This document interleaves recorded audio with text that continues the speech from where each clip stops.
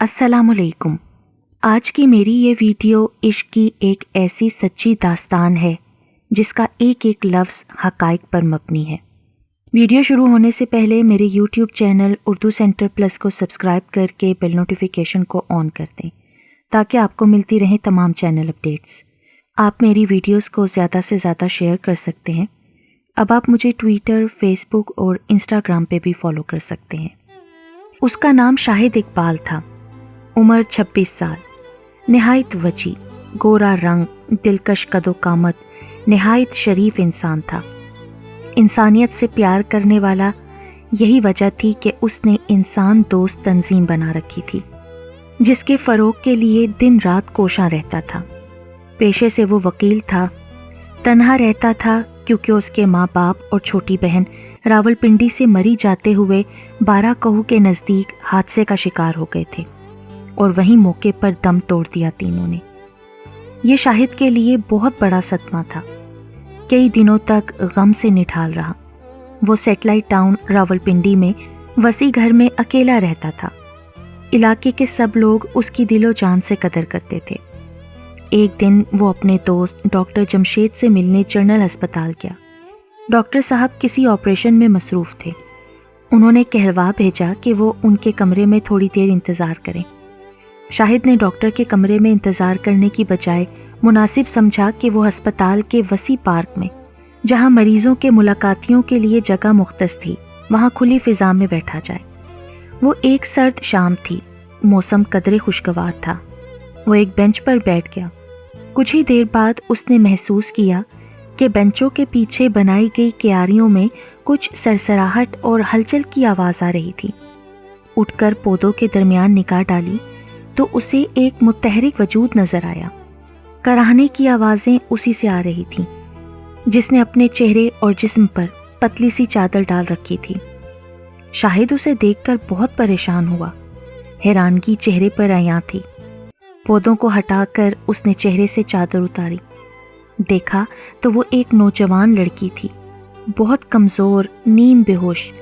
لڑکی کا رنگ گورا، مناسب خد و خال، خوبصورت چہرہ جسے معصومیت جھلکتی تھی۔ کیا وجہ تھی کہ اس ناگفتہ با اور حیران کن صورتحال کا شکار تھی؟ اس نے لڑکی کی نبض ٹٹولی تو پتہ چلا وہ تو شدید بخار میں مبتلا ہے۔ وہ دوڑتا ہوا ایمرجنسی سے اسٹریچر لایا۔ 2-3 آدمی اور بھی جمع ہو گئے تھے۔ لڑکی کو اٹھا کر اسٹریچر پر لٹا دیا تو وہ پھر ایمرجنسی میں لے گیا۔ ڈاکٹر جمشید آپریشن سے فارغ ہو چکا تھا۔ شاہد نے اسے ڈاکٹر کے حوالے کیا۔ وہ لڑکی کی حالت دیکھ کر علاج معالجے میں لگ گیا۔ شاہد کے کہنے پر اس نے علیحدہ کمرے کا بندوبست کر دیا۔ ڈاکٹر اور شاہد دونوں لڑکی کی طرف متوجہ تھے۔ ڈاکٹر کی تشخیص کے مطابق لڑکی کو تیز بخار تھا۔ کئی دن سے فاقہ زدہ لگتی تھی۔ ڈاکٹر نے بخار کے اور طاقت کے انجیکشن لگائے، دوائیاں دیں، وائٹامن دیے۔ لڑکی ابھی تک بے ہوش تھی۔ دوائی کے اثرات سے اس کی حالت تبدیل ہوتی رہی۔ 2 گھنٹے بعد اس نے آنکھیں کھولیں۔ وہ ہونکوں کی طرح ادھر ادھر نظریں دوڑا رہی تھی۔ ڈاکٹر کو دیکھا جو اس کے علاج معالجے میں لگا تھا۔ ساتھ میں شاہد ایسی توجہ دے رہا تھا جیسے کوئی اپنا عزیز ہو۔ لڑکی نے بولنے کی کوشش کی لیکن ڈاکٹر نے اسے منع کر دیا کہ فی الحال وہ کچھ نہ بولے، مکمل آرام کرے۔ شاہد دوڑ کر اس کے لیے انرجی کی دوائیاں، بسکٹ، چکن سوپ اور دیگر طاقتور اشیاء لے آیا۔ 2 گھنٹے بعد وہ لڑکی پوری طرح ہوش میں آ چکی تھی اور بہت ہی حیران تھی کہ وہ کس طرح کمرے میں لائی گئی۔ ڈاکٹر اور شاہد کیوں دل جمعی اور توجہ سے اس کا خیال رکھ رہے تھے۔ شاہد کو دیکھا تو اس نے اٹھنے کی کوشش کی۔ وہ دوڑ کر لڑکی کے پاس آ گیا، اسے سہارا دیا کہ وہ مزید آرام کرے۔ لڑکی معلوم کرنا چاہتی تھی کہ آخر وہ کون ہے۔ شاہد نے مختصر اپنا تعارف کرایا۔ میرا نام شاہد اقبال ہے، میں ایک وکیل ہوں۔ ہسپتال اپنے دوست کو ملنے آیا تو آپ لاوارثوں کی طرح ننگی زمین پر بے ہوش پڑی تھیں۔ آپ کو اٹھا کر لے آئے ہم کمرے میں۔ اب آپ آرام کریں، جب آپ کی طبیعت پوری طرح سنبھلی تو پھر بات کریں گے۔ یہ کہہ کر شاہد باہر نکل گیا۔ شام کو واپس آیا تو لڑکی مکمل ہوش میں تھی۔ شاہد نے اس کی خیریت دریافت کی۔ وہ اپنے ساتھ لڑکی کے لیے مارکیٹ سے خوبصورت کپڑے، جوتے اور دیگر سامان لایا تھا۔ لڑکی کے آگے اس نے وہ سامان رکھا تو لڑکی بہت ہی شش و پنج میں مبتلا تھی. ایسی توجہ کس زمرے میں ہے. وہ شاہد کی احسان مند ہو رہی تھی. اب چونکہ لڑکی تھوڑا بہتر محسوس کر رہی تھی تو شاہد نے لڑکی سے پوچھا کہ وہ بتائے کہ کون ہے, کیسے ہسپتال پہنچی, اس کے گھر والے کہاں ہیں, گھر کہاں ہے. آپ ان کا پتہ دیں, میں ابھی ان سے رابطہ کرتا ہوں. گھر والوں کے ذکر سے لڑکی اداس ہو گئی اور رونے لگی. پھر شاہد کو اپنے بارے میں سب بتایا. میرا نام ماہنور ہے. راولپنڈی میں اپنے ماں باپ کے ساتھ کرائے کے مکان میں رہتی تھی. ابا کا کوئی خاص کاروبار نہ تھا. گھر میں ہر وقت لڑائی جھگڑے رہتے تھے. میں نے FA کا امتحان پاس کر لیا تھا. اب BA کرنے کا ارادہ رکھتی تھی کہ ابا ہمیں چھوڑ کر کراچی چلے گئے. کوئی عطا پتہ نہ دیا. سنا تھا کہ وہاں شادی کر لی اور ہم سے رشتہ توڑ دیا. بعد میں پتہ چلا کہ وہ کراچی میں حادثے کے نتیجے میں چل بسے. گھر میں بڑی مشکل سے گزارا ہو رہا تھا. اہل محلہ ہمدردی کے طور پر میری ماں کو سلائی کے لیے کپڑے دیتے, جس سے میرا اور میری ماں کا مشکل سے دال دلیا چلتا. ہمارے محلے کا ایک اوباش ٹھیکیدار تھا جو ہر وقت میری ماں کے آگے پیچھے لگا رہتا تھا. بہت تنگ کرتا تھا. عورت اگر بیوہ ہو اور خاص طور پر خوبصورت ہو تو زندگی عذاب سے کم نہیں ہوتی. امی بہت پریشان ہوئیں. کوئی پرسان حال نہ تھا. حالات کی ستم ظریفی یہ ہوئی کہ امی نے مجبوری کے تحت اسی سے شادی کر لی. کچھ دن تو خیر سے گزرے, پھر مار کٹائی, شور شرابہ شروع ہوا. امی بہت مصیبت میں پڑ گئیں. امی کو سب سے زیادہ میری فکر تھی اور اس فکر میں بیماری کی حالت میں بستر سے جا لگیں. اور پھر ایک دن امی علاج نہ ہونے کی وجہ سے اس دنیا سے چلی گئیں. اب میں اکیلی تھی. میرے سوتیلے باپ کی اب غلط نظریں میرے اوپر لگی رہتی. وہ ہر وقت ہوس زدہ نگاہیں گاڑے رہتا. اس کی نیت میں فتور آ گیا تھا. وہ ہر وقت میرے آگے پیچھے لگا رہتا. آخر تنگ آ کر میں تن پر موجود 2 کپڑوں میں ہی گھر کو چھوڑ کر آ گئی. باہر نکلی ایک نئی دنیا میرے سامنے تھی. کہاں جاتی؟ نہ کوئی رشتہ دار تھا تو نہ کوئی اپنا. منزل کا پتہ نہ تھا اور راستوں سے میں انجان تھی. اکیلی جوان لڑکی کو دیکھ کر لوگ ہمدردی جتانے لگے. نوجوان بزرگ سب اپنے ساتھ لے جانا چاہتے تھے. گاڑیوں کے دروازے کھلتے گئے. میں بہت پریشان تھی. ڈری ڈری سہمی, کچھ سمجھ نہ آ رہا تھا کہ کیا کروں. بھوک کمزوری نے نڈھال کر دیا تھا. ذہن میں سوچ آئی کہ جنرل ہسپتال مری روڈ کے آگے ایدی فاؤنڈیشن والے مفت کھانا فراہم کرتے ہیں. بڑی دور سے ٹھوکریں کھاتی وہاں پہنچی اور پھر اسی ہسپتال کے کونے کھدرے میں پناہ لی. 2 وقت کھانا ایدی دسترخوان سے کھاتی اور پھر سارا دن مریضوں کے بیچ پڑی رہتی. کبھی کبھی ہسپتال کے نزدیک گرلز کالج چلی جاتی. وہاں گیٹ پر بیٹھ کر آنے جانے والی طالبات کو حسرت بھری نگاہوں سے دیکھتی رہتی. مجھے تعلیم حاصل کرنے کا بہت شوق تھا. سوچتی کہ کاش میرے ماں باپ دوسروں کی طرح مجھے کالج چھوڑنے آتے. میں خوبصورت یونیفارم میں آتی جاتی. کالج کے خاتمے تک وہیں رہتی. پھر ایک دن وہ بھی چھوٹ گیا. دراصل میں گیٹ پر بیٹھی ہوتی تھی تو بوسیدہ کپڑوں میں ملبوس مجھے لوگ بھکارن سمجھنے لگے اور میرے آگے پیسے پھینکنے لگے. میں اپنی بدنصیبی پر خون کے آنسو بہاتی وہ جگہ چھوڑ کر پھر سے ہسپتال آ گئی. جس دن آپ نے مجھے سہارا دیا میں 3 دن سے بخار میں مبتلا تھی.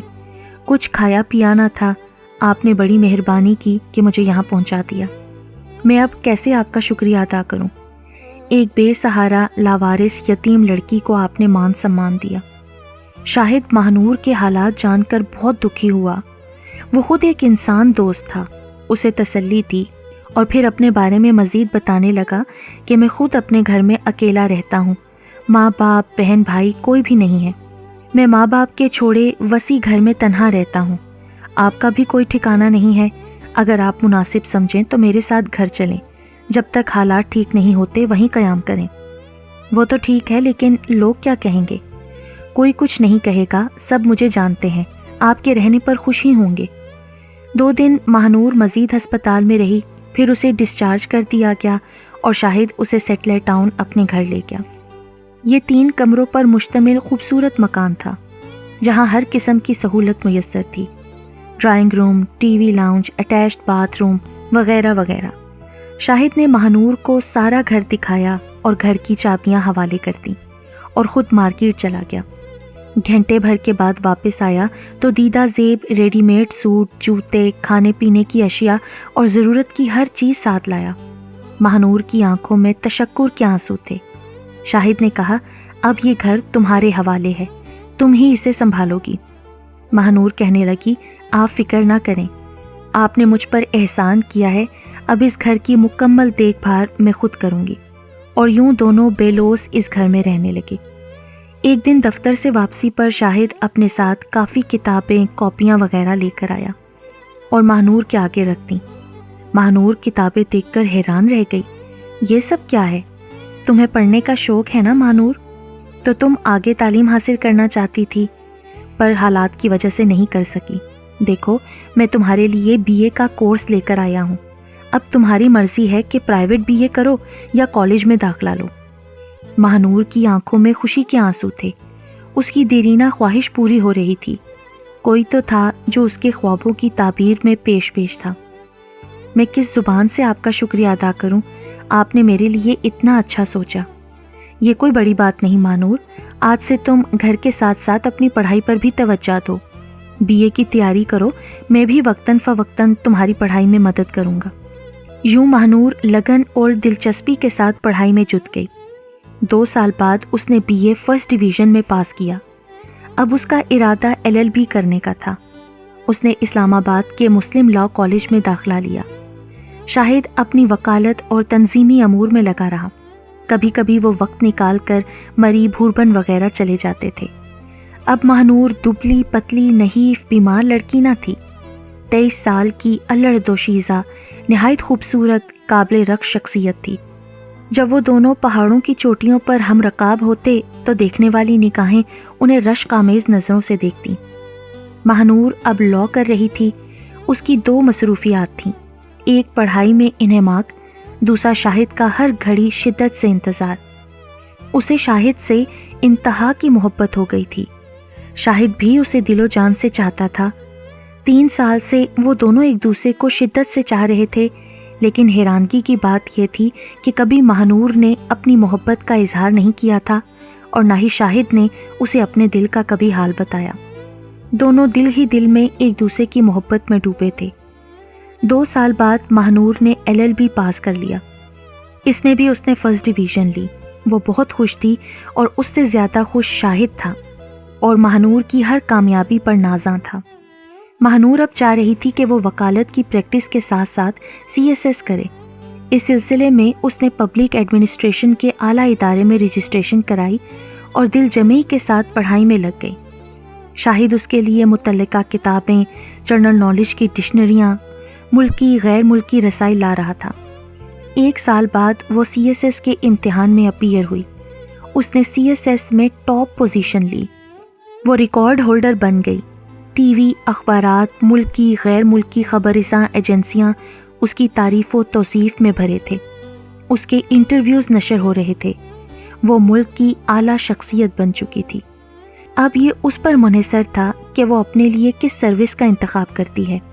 Foreign service, custom, income tax, administration, divisional, ڈاکخانہ جات۔ اس نے شاہد سے مشورہ کر کے اپنے لیے فارن سروس منتخب کی۔ اب وہ وزارت خارجہ کی اعلیٰ افسر تھی۔ گاڑی، بنگلہ، نوکر، سیکیورٹی، سب سہولیات اسے دی گئی تھیں۔ وہ اب پنڈی سے اسلام آباد کے پوش ایریا سیکٹر D میں منتقل ہو گئے تھے۔ شاہد تو چاہتا تھا کہ وہ اپنا پنڈی والا آبائی گھر فروخت کر دے، لیکن ماہنور نے اسے منع کر دیا۔ وہ اسے ہرگز نہیں بیچنا چاہتی تھی کیونکہ اسے اس گھر سے بہت انس تھا۔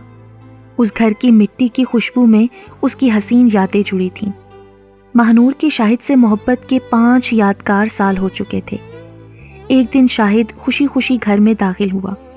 وہ اپنے ساتھ ڈھیروں سامان لایا۔ اس میں رنگ برنگی چمکدار جھنڈیاں، قسم قسم کے غبارے، موم بتیاں، خوشبودار اگربتیاں، دیگر مسرت کے مواقع پر استعمال ہونے والی اشیاء تھیں۔ ماہنور حیران تھی کہ یہ سارا اہتمام کس لیے؟ شاہد، یہ سب چیزیں آپ کس خوشی میں لائے ہیں؟ ارے ماہنور، تم کل 26 سال کی ہو جاؤ گی نا، ہم دونوں دھوم دھام سے تمہاری سالگرہ منائیں گے۔ پر آپ کو کیسے پتا چلا شاہد کہ میں 26 سال کی ہوں؟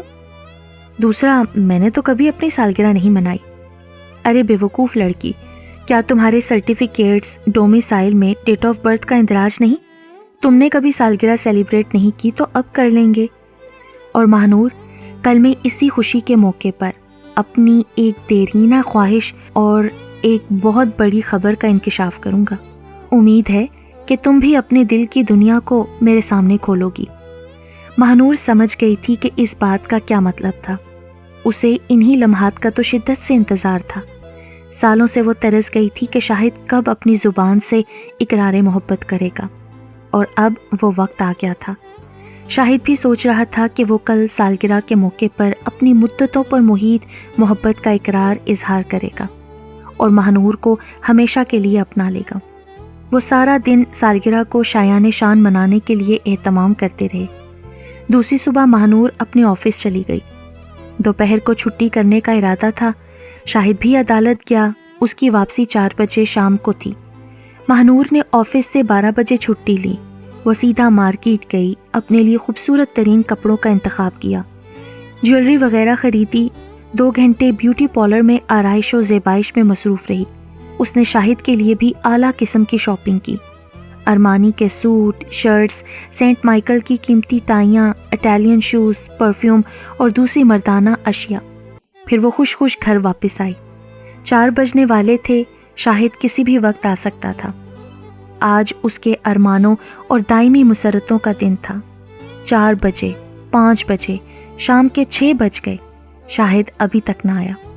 حالانکہ وہ وقت کا بہت پابند تھا۔ رات کے 8 بج گئے، شاہد کا تب بھی کوئی پتہ نہ تھا۔ دفتر فون کیا تو بتایا گیا کہ شاہد صاحب تو 3 بجے گھر کے لیے دفتر چھوڑ چکے تھے۔ اب ماہنور بہت پریشان اور ہراساں تھی۔ کچھ سمجھ میں نہیں آ رہا تھا کہ کیا کرے۔ شاہد کا فون بھی مسلسل بند جا رہا تھا۔ رات 11 بجے ماہنور نے گاڑی نکالی اور شاہد کو ڈھونڈنے کے لیے 2 گھنٹے تک اسلام آباد اور پنڈی کی سڑکوں کو ناپتی رہی، لیکن بے سود۔ آخر رات 1 بجے وہ گھر واپس لوٹی۔ بستر پر روتی آنکھوں سے ڈھہ گئی۔ تھوڑی دیر بعد اس کے موبائل کی گھنٹی بجی۔ اس نے نہایت بے تابی اور عجلت میں فون اٹھایا۔ جنرل ہسپتال پنڈی سے فون تھا۔ بتا رہے تھے کہ شاہد کا سیریس ایکسیڈنٹ ہوا ہے اور وہ شدید زخمی حالت میں اسپتال میں داخل ہے۔ ماہنور روتی دھوتی ہانپتی کانپتی گاڑی نکال کر ہسپتال روانہ ہوئی۔ ڈاکٹر جمشید اس کے انتظار میں تھا۔ اسے لے کر اسی کمرے میں لے گیا جہاں آج سے 5 سال پہلے وہ داخل تھی۔ اس نے دیکھا تو شاہد نہایت زخمی حالت میں زندگی کی آخری سانسیں لے رہا تھا۔ ہاتھوں پیروں سر پر پٹیاں بندھی تھیں۔ اسے بتایا گیا کہ شاہد اسلام آباد سے پنڈی آ رہا تھا کہ فیض آباد چوک پر ایک بزرگ آدمی سڑک کراس کرتے ہوئے اس کی گاڑی کے سامنے آ گئے۔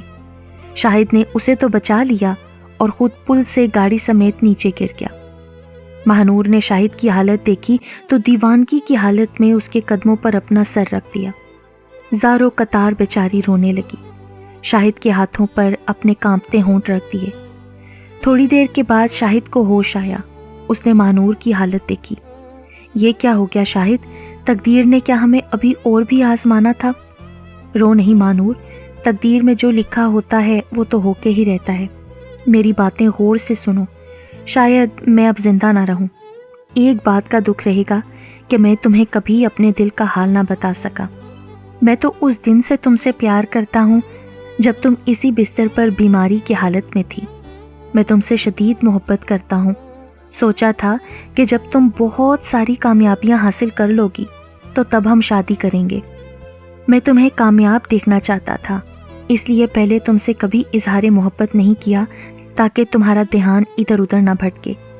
میں نے تو سوچا تھا جب تم کسی مقام پر پہنچ جاؤ گی تو پھر ہم دونوں شادی کر لیں گے، لیکن شاید یہ نصیب میں نہیں تھا۔ آپ کو کچھ نہیں ہوگا شاہد، میں بھی آپ سے بے پناہ محبت کرتی ہوں۔ اسی دن سے جب پہلے دن گھر میں چابیاں آپ نے میرے حوالے کی تھیں، میں تو ترستی رہی کہ کب آپ اپنی محبت کا اظہار کریں گے۔ میں تو آپ کے بازوؤں کے حصار میں آنے کے لیے کب کی منتظر تھی۔ ماہنور، وقت تیزی سے گزر رہا ہے، میری باتیں غور سے سنو۔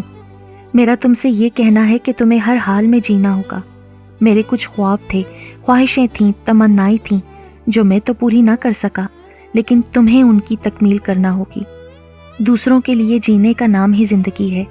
آج کل خود غرضی، مطلب پرستی اور مفاد کا زمانہ ہے۔ تمہیں ہمیشہ بے لوث ہمدردی اور نیک نیتی سے دوسروں کے کام آنا ہے۔ ماہنور، تم مجھ سے وعدہ کرو، تم انسانیت کے لیے، مجبور، بے بس، لاچار لوگوں کے لیے بھاگ دوڑ کرو گی، ان کے کام آؤ گی، تو تبھی میری روح تسکین پائے گی۔ میں وعدہ کرتی ہوں آپ سے، لیکن آپ ٹھیک ہو جائیں گے۔ میں آپ کی ہر خواہش کو پوری کروں گی۔ آپ کے سب خواب ہم دونوں مل کر پورا کریں گے۔ میں آپ کے بغیر زندہ نہیں رہ سکتی۔ ماہنور یہ باتیں کر رہی تھی کہ شاہد کا ہاتھ جو ماہنور نے اپنے چہرے پر رکھا ہوا تھا آہستہ آہستہ ڈھلکتا گیا اور سانسوں کی ڈوری ٹوٹ گئی۔ شاہد مر گیا تھا۔ ماہنور اس کے قدموں سے لپٹی آہو بکا کرنے لگی۔ پھر ماہنور نے وزارت خارجہ کی نوکری سے استعفیٰ دے دیا، ایسوسی ایٹ کی صدر بنی، 20 وکلا اسسٹ کرتے تھے، ہیومن رائٹس کی چیئر پرسن بنی۔ اس نے اپنی زندگی شاہد کی آرزوؤں کی تکمیل میں گزاری۔ آخر وہ ریٹائرڈ ہو گئی، لیکن جس شاہد کی محبت اور بے لوث خدمت کی وجہ سے اس نے زمانے بھر کی کامیابیاں سمیٹیں، مقدر اور نصیب نے اسے ہی اس سے ہمیشہ کے لیے جدا کر دیا۔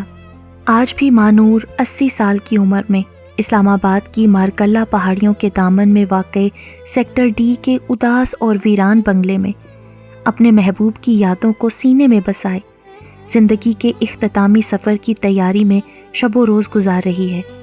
روزانہ بلا ناگا اداس اور ویران بنگلے سے موتیا کے پھول چن کر H8 کے قبرستان میں شاہد کی قبر پر چڑھانا اس کا روز کا معمول ہے۔